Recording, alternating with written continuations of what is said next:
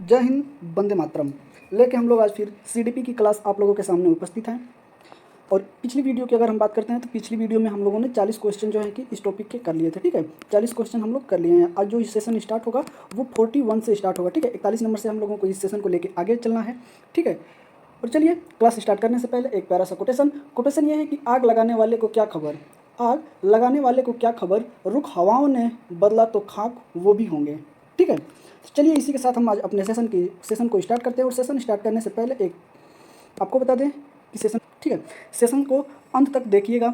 ठीक है, और अगर आप इस चैनल पे पहली बार विजिट कर रहे हैं तो चैनल को सब्सक्राइब कर लीजिएगा, बेल आइकन को प्रेस कर लीजिएगा, जिससे कि आपको नई नई अपडेट मिलती रहे। ठीक है, तो चलिए बिना देर किए हुए हम लोग सीधे अपने क्वेश्चन की तरफ आते हैं। और आज का हम लोगों का ये पहला क्वेश्चन है। ठीक है, और आज का हम लोगों का जो पहला क्वेश्चन है वो पहला क्वेश्चन क्या है, तो आज का हम लोगों का पहला क्वेश्चन ये है कि प्रयोगात्मक विज्ञान का जनक किसे कहा जाता है। ठीक है, तो प्रयोगात्मक विज्ञान का जनक किसे कहा जाता है। ऑप्शन नंबर ए कह रहा है कि William Boots, option number B कह रहा है कि William James, option number C कह रहा है अरस्तु, ऑप्शन नंबर डी कह रहा है कि इनमें से कोई नहीं। ठीक है, अगर प्रयोगात्मक विज्ञान की अगर हम बात करें तो इसके जनक कौन माने जाते हैं। ठीक है, ये हम लोगों का क्वेश्चन है और इस तरीके से हम लोगों का is the right option A हो जाएगा, विलियम बूट्स को माना जाता है। ठीक है, इज द राइट ऑप्शन हम लोगों का क्या हो जाएगा, इज द राइट ऑप्शन हम लोगों का ए हो जाएगा। ठीक है, ये करेक्ट ऑप्शन हो जाएगा, विलियम बूट्स। ठीक है, चलिए आइए आगे चलते हैं अपने अगले क्वेश्चन की तरफ। और अगला क्वेश्चन हम लोगों का ये रहा। ठीक है, चलिए आइए चलते हैं अगले क्वेश्चन की तरफ। और अगला क्वेश्चन हम लोगों का ये रहा और क्वेश्चन हम लोगों का कह रहा है कि गोल्फ गेंग कोहलर द्वारा अंतर्दृष्टि अधिगम, ठीक है, अंतर्दृष्टि जो अधिगम होता है का प्रयोग किस सन में किया गया था। ठीक है, कब किया गया था। ठीक है, आपको सन बताना है। ऑप्शन नंबर ए कह रहा है कि 1921 में किया गया था, ऑप्शन नंबर बी कह रहा है कि 1922 में किया गया था, ऑप्शन नंबर सी कह रहा है कि 1917 में किया गया, और ऑप्शन नंबर डी कह रहा है हम लोगों का कि 1920 में किया गया। ठीक है, गोल्फ गेंग और कोहलर का जो कि अंतर्दृष्टि अधिगम है, इसका प्रयोग किस सन में किया गया था, तो इसका प्रयोग किया गया था 1920 में। ठीक है, इज द राइट ऑप्शन की अगर हम बात करते हैं तो इज द राइट ऑप्शन इसमें हम लोगों का हो जाएगा डी। ठीक है, D is the correct option. ठीक है, D is the correct option 1920 में। चलिए आइए चलते हैं अपने अगले क्वेश्चन की तरफ। अगला क्वेश्चन बड़ा ही उम्दा है हम लोगों का। और अगले क्वेश्चन की अगर हम बात करते हैं तो अगला क्वेश्चन हम लोगों का ये कह रहा है, सॉरी माफ करिएगा, अगला क्वेश्चन ये कह रहा है हम लोगों का कि ठीक है, वे अमेरिकी मनोविज्ञान का जनक किसे माना जाता है। ठीक है, जो अमेरिकी मनोविज्ञान के जनक वो किसको कहा जाता है। ठीक है, किसको माना जाता है, कौन है वो।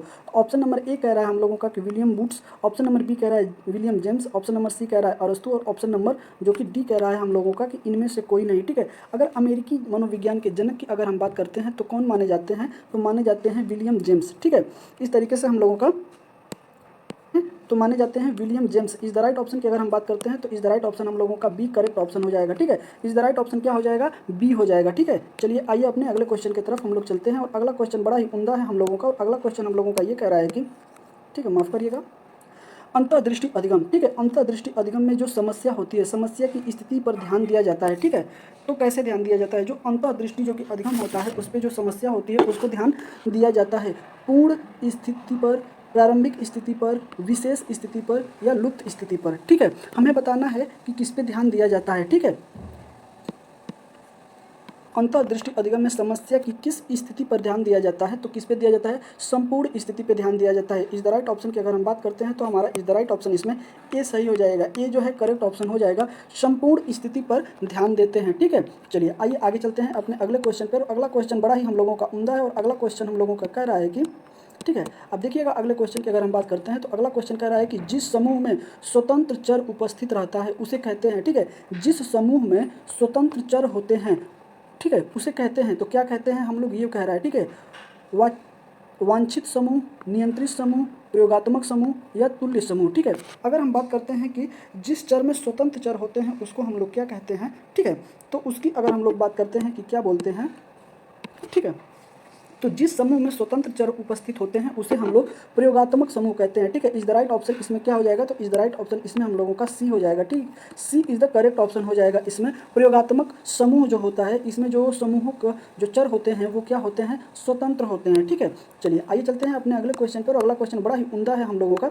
और अगर अगले क्वेश्चन की अगर हम लोग बात करते हैं तो अगला क्वेश्चन हम लोगों का ये रहा। ठीक है, निम्नलिखित में से स्टैन हॉल द्वारा प्रतिपादित सिद्धांत कौन सा है। ठीक है, इनके द्वारा जो प्रतिपादित सिद्धांत दिया गया था वो कौन सा है। ठीक है, ठीक है, ऑप्शन नंबर ए कह रहा है कि प्रसंयोजन व्यवहारवाद का सिद्धांत, ऑप्शन नंबर बी कह रहा है पुनर्वलन का सिद्धांत, ऑप्शन नंबर सी कह रहा है पुनरावृत्ति का सिद्धांत, और ऑप्शन नंबर डी कह रहा है कि द्वितात्विक सिद्धांत। ठीक है, तो स्टैनली हॉल के द्वारा जो कि सिद्धांत प्रतिपादित किया गया था उस सिद्धांत का नाम क्या है? तो उस सिद्धांत का नाम है कि पुनरावृत्ति का सिद्धांत। ठीक है, इज द राइट ऑप्शन इसमें क्या हो जाएगा? इज द राइट ऑप्शन इसमें सी करेक्ट ऑप्शन हो जाएगा। ठीक है, क्या हो जाएगा? सी जो है कि इसमें करेक्ट ऑप्शन हो जाएगा हम लोगों का। पुनरावृत्ति का सिद्धांत जो है किसने प्रतिपादित किया था? तो स्टैनली हॉल ने इसे प्रतिपादित किया था। ठीक है, चलिए आइए चलते हैं अगले क्वेश्चन पे। और अगला क्वेश्चन हम लोगों का बड़ा ही उम्दा है। और अगर हम बात करते हैं अगले क्वेश्चन के अपने, तो अगले क्वेश्चन में ये कहा गया है कि मनोविज्ञान को व्यवहार के विज्ञान के रूप में सबसे पहले परिभाषित किया गया था। ठीक है, मनोविज्ञान के व्यवहार को विज्ञान के रूप में सबसे पहले परिभाषित किया गया था। ठीक है, तो कहा गया है कि कौन वो मनोवैज्ञानिक थे जिसने सबसे पहले मनोविज्ञान के व्यवहार को विज्ञान के रूप में परिभाषित किया था। ठीक है, तो ऑप्शन नंबर ए कह रहा है कि वाटसन द्वारा किया गया था, ऑप्शन नंबर बी कह रहा है कि एविंग हॉस द्वारा किया गया था, और ऑप्शन नंबर सी कह रहा है एलेंस द्वारा किया गया था, और ऑप्शन नंबर डी कह रहा है कि ह्यूम द्वारा किया गया था। ठीक है, अगर हम बात करते हैं कि मनोविज्ञान के व्यवहार के रूप में, जो मनोविज्ञान को व्यवहार के विज्ञान के रूप में कौन परिभाषित किया था? तो ये सबसे पहले परिभाषित किए थे वाटसन ने। ठीक है, वाटसन के द्वारा परिभाषित किया गया था। इज द राइट ऑप्शन हम लोगों का ए हो जाएगा। ये जो है करेक्ट ऑप्शन हो जाएगा। ठीक है, वाटसन के द्वारा मनोविज्ञान को व्यवहार के विज्ञान के रूप में क्या किया गया था? तो परिभाषित किया गया था। ठीक है, अब देखिए मनोविज्ञान को जो है कि व्यवहार के विज्ञान के रूप में परिभाषित किया गया था, तो कौन किसने किया था? वाटसन ने किया था। इज द राइट ऑप्शन हम लोगों का इसमें ए करेक्ट ऑप्शन हो जाएगा। ठीक है, चलिए आइए चलते हैं अपने अगले क्वेश्चन की तरफ। अगला क्वेश्चन बड़ा ही प्यारा है हम लोगों का, और अगला क्वेश्चन हम लोगों का ये कह रहा है कि किलपैट्रिक द्वारा परियोजना विधि का आविष्कार किया गया था। ठीक है, किलपैट्रिक द्वारा जो परियोजना विधि का आविष्कार था वो कब किया गया था? ठीक है, चलिए तो ऑप्शन देखते हैं। ऑप्शन है ए कह रहा है कि 1918 में किया गया था, ऑप्शन नंबर बी कह रहा है कि 1915 में कहा गया था, ऑप्शन नंबर सी कह रहा है कि 1928 में कहा गया था, और ऑप्शन नंबर डी कह रहा है कि 1880 में कहा गया था। ठीक है, अगर किलपैट्रिक द्वारा, अगर हम बात करते हैं किलपैट्रिक के द्वारा परियोजना विधि की, ठीक है, आविष्कार कब किया गया था? तो इसका आविष्कार 1918 ईस्वी में किया गया था। इज द राइट ऑप्शन इसकी अगर हम बात करते हैं तो इसका इज द राइट ऑप्शन क्या हो जाएगा? ए हो जाएगा। ठीक है, करेक्ट ऑप्शन क्या हो जाएगा? करेक्ट ऑप्शन इसमें ए हो जाएगा। 1918 में जो है कि किया गया था। ठीक है, आविष्कार किया गया था परियोजना विधि का। चलिए आइए आगे चलते हैं। अगला क्वेश्चन आप देख रहे होंगे बड़ा ही उम्दा है। अगला क्वेश्चन की अगर हम बात करते हैं तो बुंट के द्वारा स्थापित स्कूल का नाम क्या था? ठीक है, तो क्या संरचनावाद था? आइए, बुंट के द्वारा जो स्थापित स्कूल थे वो क्या था? तो उसमें हम लोग ऑप्शन देख लेते हैं क्या क्या है। ठीक है, ऑप्शन नंबर बी कह रहा है कि प्रकायवाद था, ऑप्शन नंबर सी कह रहा है कि मनोविश्लेषणवाद था, और ऑप्शन नंबर सी सॉरी माफ करिएगा, यहाँ पे ऑप्शन नंबर डी हो जाएगा। ये मिस्टेक प्रिंट हो गया है। ठीक है, छोटी छोटी गलतियों को आप माफ़ करिएगा हमें। ठीक है, ऑप्शन नंबर डी कह रहा है कि सहचार्यवाद हो गया। ठीक है, तो बुंट के द्वारा जो प्रतिपादित किया गया था, तो उसमें हम लोग देख लेते हैं कि क्वेश्चन क्या है हम लोगों का। चलिए ठीक है, आइए क्वेश्चन ये है हम लोगों का कि बुंट के द्वारा स्थापित स्कूल का नाम क्या था? तो नाम था संरचनावाद। ठीक है, इज द राइट ऑप्शन इसमें हम लोगों का ए हो जाएगा। ए जो है कि करेक्ट ऑप्शन हो जाएगा। ठीक है, इसमें क्या हो जाएगा? ए जो है कि करेक्ट ऑप्शन हो जाएगा। संरचनावाद जो बुंट के द्वारा स्कूल स्थापित किया गया था उसका नाम संरचनावाद था। ठीक है, इज द राइट ऑप्शन इसमें क्या हो जाएगा? ए हो जाएगा। चलिए आइए चलते हैं अपने अगले क्वेश्चन की तरफ। आइए, अगला क्वेश्चन हम लोगों का ये कह रहा है कि स्वप्रेरणा द्वारा अधिगम कैसे होता है? ठीक है, हो गया है, आप इसको थोड़ा सा करेक्ट कर लीजिएगा, ये होता है। ठीक है, चलिए तो स्वप्रेरणा द्वारा अधिगम कैसे होता है? ठीक है, ऑप्शन नंबर ए कह रहा है कि बहुत कम प्रभावशाली होता है, बहुत प्रभावशाली होता है, सामान्य होता है, या उपयुक्त में से कोई नहीं होता है। ठीक है, अगर हम स्व प्रेरणा के द्वारा जो अधिगम हमें मिलता है वो कैसा होता है? तो बहुत ही प्रभावशाली होता है। इज द राइट ऑप्शन हम लोगों का इसमें बी हो जाएगा। करेक्ट ऑप्शन इसमें हम लोगों का बी हो जाएगा। ठीक है, कि बहुत ही प्रभावशाली होता है। ठीक है, क्या होता है? बहुत ही प्रभावशाली होता है। इज द राइट ऑप्शन इसमें बी हो जाएगा। ठीक है, अगर हम कोई भी अधिगम स्वतः के द्वारा अगर हम, ठीक है, अपने द्वारा अगर ग्रहण करते हैं स्वतः, ठीक है, तो वह क्या होता है? बहुत ही प्रभावशाली होता है, और बहुत लंबे समय तक हमें क्या करता है? जो हम सीखते हैं अधिगम वो हमारे जीवनचर्या में, या ठीक है हमारे व्यवहार में जो कि क्या करता है? मदद करता है। ठीक है, चलिए आइए चलते हैं अपने अगले क्वेश्चन की तरफ। और अगला क्वेश्चन हम लोगों का बड़ा ही उम्दा है। ऑप्शन नंबर सॉरी माफ करिएगा, क्वेश्चन कह रहा है कि डी एनीमिया, ठीक है, डी एनीमा रचना है, किसकी रचना है? ठीक है, तो अरस्तु की है, सुकरात की है, स्किनर की है, वुडवर्थ की है। ठीक है, अगर हम बात करते हैं डी एनीमा की कि यह किसकी संरचना है, तो यह संरचना है अरस्तु की। इज द राइट ऑप्शन इसमें क्या हो जाएगा? इज द राइट ऑप्शन इसमें हम लोगों का ए हो जाएगा। ठीक है, ए जो है करेक्ट ऑप्शन हो जाएगा। डी एनीमा जो रचना है यह किसकी रचना है? तो अरस्तु की रचना है। ठीक है, चलिए ज़्यादा देर न करते हुए हम लोग सीधे अपने क्वेश्चन की तरफ बढ़ते हैं। ठीक है, चलिए आइए, क्वेश्चन कह रहा है कि पेस्टालोजी के 3 पॉइंट एच के संप्रत्यय में एच का क्या अर्थ है, ठीक है। जो पेस्टालोजी का जो संप्रत्यय का जो सिद्धांत है उसमें 3 पॉइंट एच दिया है, ठीक है। तो एच का क्या अर्थ होता है, ठीक है। ऑप्शन ए कह रहा है कि हेड, ऑप्शन बी कह रहा है हार्ट, ऑप्शन डी कह रहा है कि हैंड, और ऑप्शन नंबर अगर हम यहाँ डी की अगर बात करते हैं तो ऑप्शन नंबर डी हम लोगों का हो जाता है कि सभी, ठीक है। क्या हो जाएगा, सभी, ठीक है, सभी। अगर एच की बात करते हैं 3H, ठीक है, तो इनके अगर हम 3H की अगर हम बात करते हैं तो 3H का मतलब होता है हेड, हार्ट और हैंड होता है, ठीक है। तो इस तरीके से हमारा इज द राइट ऑप्शन क्या हो जाएगा, हमारा इज द राइट ऑप्शन क्या हो जाएगा, सॉरी माफ करिएगा, इज द राइट ऑप्शन क्या हो जाएगा हम लोगों का सभी, ठीक है, सभी। Is the right option D इसमें करेक्ट हो जाएगा क्योंकि 3H का मतलब ही होता है हेड, हार्ट और हैंड होता है, ठीक है। आइए चलिए आगे चलते हैं अपने अगले क्वेश्चन की तरफ। अगला क्वेश्चन बड़ा ही उम्दा है हम लोगों का और बहुत ही जानदार क्वेश्चन है। चलिए आइए क्वेश्चन देख लेते हैं क्या है, सॉरी माफ करिएगा थोड़ा सा मिस्टेक हो जाती है। मनोविज्ञान का अतीत बहुत लंबा है, मनोविज्ञान का जो अतीत है बहुत लंबा है परंतु इतिहास बहुत छोटा है। उक्त कथन जो है यह किसका है, किसने कहा था कि मनोविज्ञान का अतीत बहुत लंबा है परंतु जो इसका इतिहास है वो बहुत ही छोटा है, ठीक है।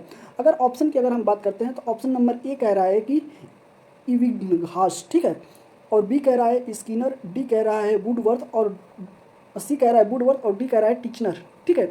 अगर हम बात करते हैं कि मनोविज्ञान का अतीत बहुत ही लंबा है परंतु इतिहास बहुत ही छोटा है तो यह कथन किसका है, तो यह कथन है इब्न घास का, ठीक है। इज द राइट ऑप्शन हम लोगों का क्या हो जाएगा, इज द राइट ऑप्शन हम लोगों का ए हो जाएगा, ठीक है।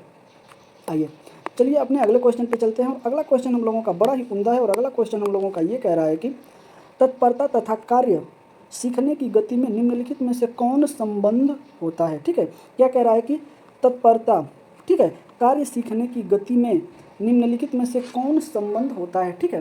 तो ऑप्शन नंबर ए कह रहा है कि कार्य सीखने की गति तत्परता के व्युत्क्रमानुपाती होता है। ऑप्शन नंबर बी कह रहा है कि कार्य सीखने की गति तत्परता से अप्रभावित रहती है। ऑप्शन नंबर सी कह रहा है कि कार्य सीखने की गति तथा तत्परता दोनों ही अधिगम के अभिन्न संप्रत्यय हैं। ऑप्शन नंबर डी कह रहा है कि कार्य सीखने की गति, यहाँ पे गति की जगह आप गति कर लीजिएगा, ये थोड़ा सा मिस्टेक हो गया है, ठीक है। तो आप यहाँ पे क्या है गति कर लीजिएगा, ठीक है। गति क्या है कि कार्य सीखने की गति तत्परता के समानुपाती होता है, ठीक है। अगर हम बात करते हैं कि इसमें कौन सा ऑप्शन हम लोगों का सही हो जाएगा तो option number D is the correct option हो जाएगा कि कार्य सीखने की गति तत्परता के समानुपाती होता है। इज द राइट ऑप्शन इसमें क्या हो जाएगा, इज द राइट ऑप्शन इसमें हम लोगों का डी करेक्ट ऑप्शन हो जाएगा, ठीक है। डी जो है कि इसमें क्या हो जाएगा, डी इसमें करेक्ट ऑप्शन हो जाएगा। चलिए चलते हैं अपने अगले क्वेश्चन की तरफ, चलिए आइए चलते हैं अगले क्वेश्चन की तरफ। और अगले क्वेश्चन की अगर हम बात करें तो अगले क्वेश्चन में ये बताया कहा गया है कि जर्मनी के लीपजिंग विश्वविद्यालय, ठीक है, जर्मनी के लीपजिंग विश्वविद्यालय जहां सर्वप्रथम मनोवैज्ञानिक प्रयोगशाला 1879 में स्थापित की गई थी, वर्तमान में उसका नाम जो है कि क्या है, ठीक है। इनका कहने का क्वेश्चन का मतलब है कि जो जर्मनी में लीपजिंग विश्वविद्यालय था, ठीक है, जहाँ प्रथम मनोवैज्ञानिक प्रयोगशाला 1879 में स्थापित किया गया था, 1879 में स्थापित किया गया था, तो उसका वर्तमान में अभी इस समय नाम क्या है, ठीक है। तो ऑप्शन नंबर ए कह रहा है कि कार्ल मार्क्स विद्यालय, ऑप्शन नंबर बी कह रहा है कि हार्वर्ड विश्वविद्यालय, ऑप्शन नंबर सी कह रहा है साइकोलॉजिकल इंस्टीट्यूट और ऑप्शन नंबर डी कह रहा है कि इनमें से कोई नहीं, ठीक है। अगर हम बात करते हैं कि जर्मनी के लीपजिंग विश्वविद्यालय की जो सर्वप्रथम प्रयोगशाला मनोवैज्ञानिक प्रयोगशाला वहाँ पे स्थापित किया गया था और यह प्रयोगशाला 1879 में स्थापित किया गया था, उसका वर्तमान नाम अभी क्या है, तो इस लिहाजे से हम लोगों का इज द राइट ऑप्शन इसमें ए करेक्ट ऑप्शन हो जाएगा, कार्ल मार्क्स विद्यालय, ठीक है। तो इज द राइट ऑप्शन इसमें हम लोगों का क्या हो जाएगा, ए हो जाएगा, ठीक है। क्या हो जाएगा, कार्ल मार्क्स, ठीक है, मार्क्स विद्यालय, ठीक है। ये जो है कि करेक्ट ऑप्शन हो जाएगा। पहले इसका नाम क्या था, लीपजिंग विश्वविद्यालय, लेकिन अभी वर्तमान में इसका नाम क्या है, तो कार्ल मार्क्स विश्वविद्यालय हो गया है, ठीक है। आइए चलिए आगे चलते हैं। अगला क्वेश्चन भी हम लोगों का बड़ा ही उम्दा है और अगला क्वेश्चन की अगर हम बात करते हैं तो अगला क्वेश्चन हम लोगों का ये कह रहा है कि आत्मनिरीक्षण विधि द्वारा किन की क्रियाओं का अध्ययन किया जाता है। जो आत्मनिरीक्षण विधि है उनके द्वारा किन क्रियाओं का अध्ययन किया जाता है? ठीक है, ऑप्शन नंबर ए कह रहा है कि कक्ष में छात्रों की व्यक्तिगत विभिन्नताओं का, ऑप्शन नंबर बी कह रहा है कि स्वयं की, ऑप्शन नंबर सी कह रहा है असाधारण बच्चे की, और ऑप्शन नंबर डी कह रहा है कि उपयुक्त सभी का। ठीक है, अगर हम बात करते हैं कि आत्मनिरीक्षण विधि के द्वारा किन क्रियाओं का अध्ययन किया जाता है, तो स्वयं की क्रियाओं का अध्ययन किया जाता है। इज द राइट ऑप्शन इसमें अगर हम बात करते हैं तो इज द राइट ऑप्शन इसमें बी सही हो जाएगा। बी जो है कि करेक्ट ऑप्शन है इसका, स्वयं के द्वारा। ठीक है, स्वयं की, ठीक है, स्वयं की क्रियाओं का अध्ययन किया जाता है, उस विधि को आत्मनिरीक्षण विधि कहते हैं। ठीक है, क्वेश्चन ऐसे भी बन सकते हैं। चलिए आइए चलते हैं अपने अगले क्वेश्चन पर। अगला क्वेश्चन हम लोगों का बड़ा ही उम्दा है। ठीक है, और अगले क्वेश्चन की अगर हम बात करते हैं तो अगला क्वेश्चन कह रहा है कि प्रश्न उत्तर विधि का जनक माना जाता है। ठीक है, प्रश्न उत्तर विधि के जो जनक हैं वो कौन माने जाते हैं? ऑप्शन नंबर ए कह रहा है कि मॉन्टेसरी, ऑप्शन नंबर बी कह रहा है कि Caldwell cook, option number C कह रहा है फ्रोवेल, और ऑप्शन नंबर डी कह रहा है सुकरात। अगर प्रश्नोत्तर विधि के जनक की अगर हम बात करते हैं तो इसका is the right option D सही हो जाएगा, सुकरात। कौन माने जाते हैं? सुकरात। ठीक है, तो इज द राइट ऑप्शन इसमें क्या सही हो जाएगा? सुकरात। डी जो है हमारा करेक्ट ऑप्शन है। ठीक है, सुकरात। चलिए आइए अगला क्वेश्चन है कि बाल केंद्रित शिक्षा किसकी देन है? ठीक है, बाल केंद्रित शिक्षा जो है यह किसकी देन है? ठीक है, चलिए तो अगर शिक्षा की हम बात करते हैं कि किसकी देन है तो ऑप्शन नंबर ए कह रहा है कि शिक्षा के राष्ट्रीयकरण की, ऑप्शन नंबर बी कह रहा है कि शिक्षा की सर्व शिक्षा अभियान की, ऑप्शन नंबर सी कह रहा है कि शिक्षा मनोविज्ञान की, और ऑप्शन नंबर डी कह रहा है कि उपयुक्त में सभी। अगर हम बाल केंद्रित शिक्षा की बात करते हैं, ठीक है, अभी जो प्रेजेंट टाइम में जो विधि अप्लाई की जाती है उसमें जो है कि बालक को ही केंद्र में रख के हम लोग शिक्षा देते हैं। ठीक है, टीचर खुद नहीं होता है, पाठ्यक्रम भी खुद नहीं होता है, तो बीच में क्या रखा जाता है? जो फोकस दे और केंद्र में रख के हम अगर शिक्षा देते हैं तो वो क्या होता है? बालक होता है। ठीक है, बाल केंद्रित शिक्षा की देन किसकी अगर मानी जाती है तो मानी जाती है शिक्षा मनोविज्ञान की। ठीक है, करेक्ट ऑप्शन इसमें क्या हो जाएगा? करेक्ट ऑप्शन इसमें सी सही हो जाएगा कि शिक्षा मनोविज्ञान की ही देन है जो कि बालक को केंद्र में रख के शिक्षा प्रदान की जाती है। ठीक है, तो इसका इज द राइट ऑप्शन क्या हो जाएगा? इसका इज द राइट ऑप्शन हो जाएगा सी, शिक्षा मनोविज्ञान की जो है कि देन है। ठीक है, चलिए आइए चलते हैं अपने अगले क्वेश्चन पे। और अगला क्वेश्चन बड़ा ही उम्दा है हम लोगों का, और अगला क्वेश्चन हम लोगों का कह रहा है कि शिक्षा मनुष्य की अंतर्निहित क्षमता का परिपूर्णता से विकास करती है। ठीक है, यह पूरा स्टेटमेंट है, आप देखिएगा कि स्टेटमेंट है कि शिक्षा मनुष्य की अंतर्निहित क्षमता का परिपूर्णता से विकास करती है। यह कथन किसका है? ऑप्शन नंबर ए कह रहा है कि विवेकानंद, ऑप्शन नंबर बी कह रहा है स्किनर, ऑप्शन नंबर सी कह रहा है पेस्टोलॉजी, और ऑप्शन नंबर डी कह रहा है टैगोर। ठीक है, तो अगर हम बात करते हैं कि शिक्षा मनुष्य के अंतर्निहित क्षमता का परिपूर्णता से विकास करती है, यह कथन किसका है? तो यह कथन है स्वामी विवेकानंद जी का है। ठीक है, इज द राइट ऑप्शन की अगर हम बात करते हैं तो इसका इज द राइट ऑप्शन क्या हो जाएगा? Is the right option A इसमें करेक्ट ऑप्शन हो जाएगा। ठीक है, यह कथन किसका है? तो विवेकानंद जी का है। ठीक है, आइए चलिए आगे चलते हैं। ठीक है, और बड़ा ही उम्दा क्वेश्चन है। अब ये हम लोगों के इस सेशन का जो है कि लास्ट क्वेश्चन है। ठीक है, तो क्वेश्चन देख लेते हैं कि थॉर्नडाइक ने शिक्षा मनोविज्ञान का कैसा रूप प्रदान किया है। ठीक है, जो थॉर्नडाइक हैं इन्होंने शिक्षा मनोविज्ञान का कैसा रूप प्रदान किया है। ठीक है, तो ऑप्शन नंबर ए कह रहा है कि निश्चित एवं स्पष्ट, ऑप्शन नंबर बी कह रहा है अनियमित, ऑप्शन नंबर सी कह रहा है आंशिक स्पष्ट, और ऑप्शन नंबर डी कह रहा है कि उपयुक्त में सभी। ठीक है, तो चलिए अगर हम बात करते हैं इस क्वेश्चन की। ठीक है, चलिए अगर इस क्वेश्चन का आंसर क्या होगा तो ऑप्शन नंबर ए हो गया जाएगा निश्चित एवं स्पष्ट। ठीक है, थॉर्नडाइक ने जो शिक्षा, ठीक है, थॉर्नडाइक ने शिक्षा मनोविज्ञान का कैसा रूप प्रदान किया था? तो निश्चित एवं स्पष्ट। ठीक है, इज द राइट ऑप्शन इसका क्या हो जाएगा? Is the right option A हो जाएगा। ठीक है, ए जो है कि करेक्ट ऑप्शन है, निश्चित एवं स्पष्ट किया था। ठीक है, तो इस तरीके से आज हम लोगों ने तीसरा सेशन पूरा किया इस सीरीज का। ठीक है, और आज हम लोगों ने 60 क्वेश्चन जो है कि पूर्ण कर लिए हैं। ठीक है, अब कल से जो हम लोगों का 61 क्वेश्चन से हम लोग आगे बढ़ेंगे। ठीक है, और इस सेशन में आपके कितने क्वेश्चन सही हुए हैं आप हमें कमेंट करके जरूर बताइएगा, और मिलते हैं हम आपसे अगले सेशन में। तब तक के लिए जय हिंद, वंदे मातरम।